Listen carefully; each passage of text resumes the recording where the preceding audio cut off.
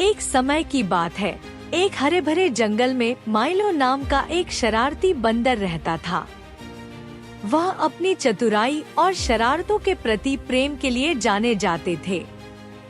एक दिन पेड़ों के बीच से झूलते हुए माइलो की नजर एक रहस्यमय पुराने पेड़ पर पड़ी, जिसमें एक छिपा हुआ द्वार था। जिज्ञासा बढ़ी, उसने खोजबीन करने का फैसला किया। पेड़ के अंदर माइलो को गहनों और खजानों की एक चमकदार श्रृंखला मिली। उत्साह से अभिभूत होकर उसने अपनी बाहों में उतना खजाना भर लिया जितना वह ले जा सकता था। लेकिन जैसे ही वह जाने वाला था, चैम्बर से एक आवाज गूंजी। बुद्धि के पेड़ से चोरी करने की हिम्मत कौन करता है? आवाज तेज हो गई। चौंक कर मिलो ने मुड़कर देखा तो एक बुद्धिमान बूढ़ा उल्लू उसके ऊपर बैठा हुआ था।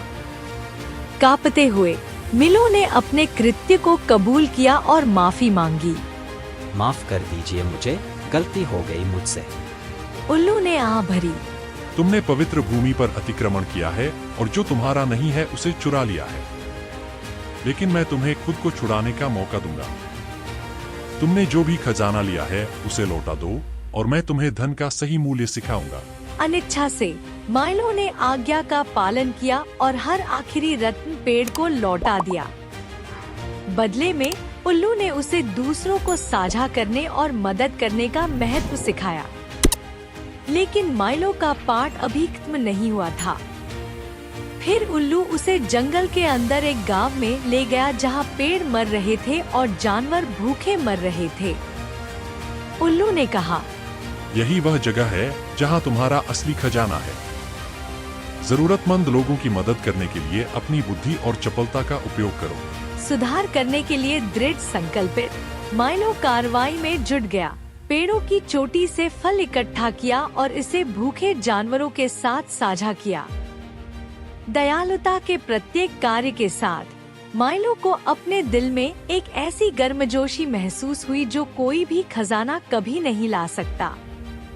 जैसे जैसे दिन हफ्तों में बदल गए, जंगल एक बार फिर फल फूल गया और माइलो को दूसरों की मदद करने में खुशी मिली।